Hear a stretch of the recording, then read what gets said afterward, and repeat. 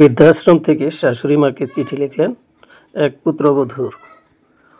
উনি লিখলেন, পূজনীয় মা, আজ আমি আপনাকে একটি চিঠি লেখার ইচ্ছা অনুভব করছি। যদিও মা শব্দটি আমি কখনো আপনাকে আন্তরিকভাবে উচ্চারণ করিনি, তাই খোলা আকাশের নিচে বসে আপনাকে চিঠি লেখার প্রক্রিয়া শুরু করলাম। জানি না এই চিঠিটা আপনার কাছে পৌঁছাবে কি না। আমি সেই বৃদ্ধাশ্রমের বাসিন্দা মা, যেখানে আপনি আপনার শেষ নিঃশ্বাস ত্যাগ করেছিলেন। সৌভাগ্যবশত আমি বর্তমানে সেই রুমে অবস্থান করছি যেখানে আপনি থাকতেন, তাই আজ আপনার কথা বারবার মনে পড়ছে।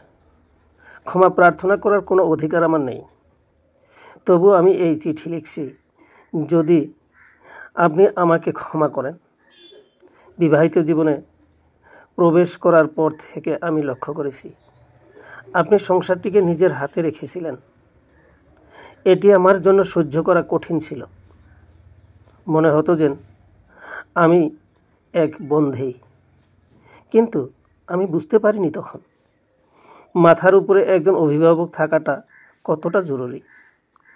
আপনি যখন বলতেন, বৌমা যতটা খাবে ঠিক ততটাই নেবে, লোকসান করো না, এই কথাগুলি আমার কাছে অসহনীয় মনে হতো। কিন্তু এখন উপলব্ধি করছি হারে হারে আপনি কোনো খারাপ কথা তো বলেননি।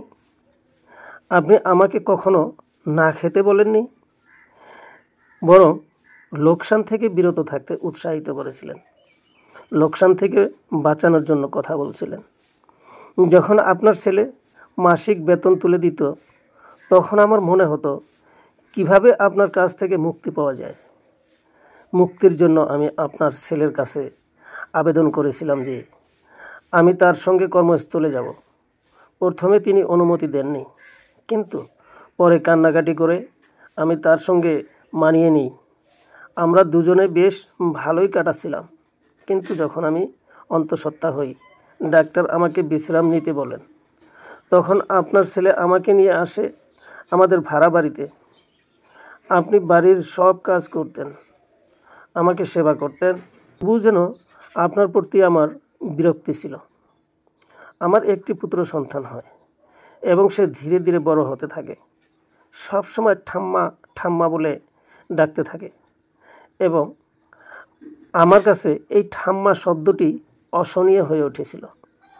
আমি আমার ছেলেকে ইংলিশ মিডিয়াম স্কুলে ভর্তি করাতে চাই, কিন্তু আপনি বাংলা মিডিয়ামের যত কবিতা গল্প শোনাতে থাকেন, ছেলে জেদ করে বসে সে বাংলা মিডিয়াম স্কুলে পড়বে। আমি এই পরিস্থিতি কিছুতেই মেনে নিতে পারছিলাম না। আমাদের ভাড়া বাড়িতে দুটি রুম ছিল। একটিতে আমি এবং আপনার ছেলে থাকতাম, অপরটিতে আমার ছেলে এবং আপনি থাকতেন। ছেলে বড় হওয়ার কারণে আরেকটি রুমের প্রয়োজন ছিল। আমি এবং আপনার ছেলে যুক্তি করে দেশের বাড়ি ও জমি বিক্রি করে এখানে নিজেদের বাড়ি তৈরি করব। আপনি কিছুতেই কাগজে সই করতে চাইছিলেন না, কারণ এটি ছিল আপনার শ্বশুরের ভিটা, যেখানে আপনার অনেক স্মৃতি জড়িয়ে আছে। শেষ পর্যন্ত আপনি সই করলেন। আমাদের মধ্যে কখনোই বনিবনা হতো না, তাই আমি স্থির করি আপনাকে বৃদ্ধাশ্রমে পাঠানোর। তখন আমার ছেলে হোস্টেলে পড়ে, তাই আপনার ব্যাপারে কিছুই জানতে পারিনি সে। আপনাকে বৃদ্ধাশ্রমে পাঠিয়ে বেশ কয়েকটি বছর আমার ভালোই কাটছিল। একদিন ফোনে খবর পেলাম আপনি আর নেই। আমি মনে মনে বললাম, যাক, বাঁচা গেল। এরপর ছেলে বড় হলো, বিয়ে দিলাম।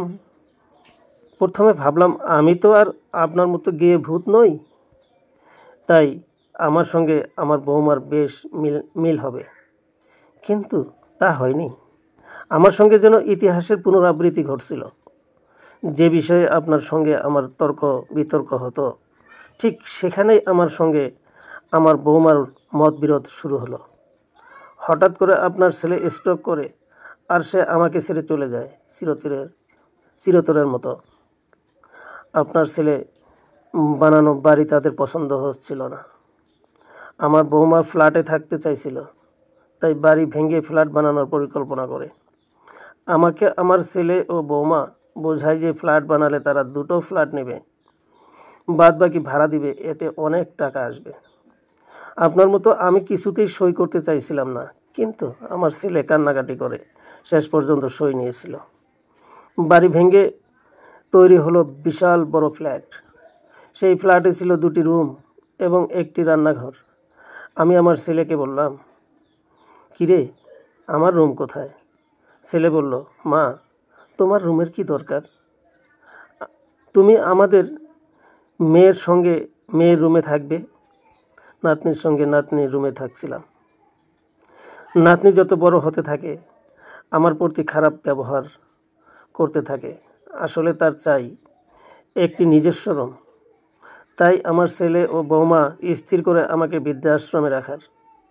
আমি আজ বৃদ্ধাশ্রমে, যে বৃদ্ধাশ্রমে আপনি ছিলেন।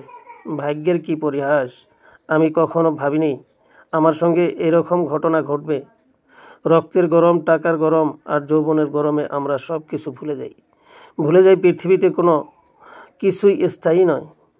যদি আমি আগে বুঝতে পারতাম তাহলে হয়তো এদিন আমাকে দেখতে হতো না। আমি আকাশের দিকে মিট মিট করে জ্বলে ওঠা তারাদের দিকে তাকিয়ে চিৎকার করে বলছি, মা, পারলে আমায় ক্ষমা করে দিন।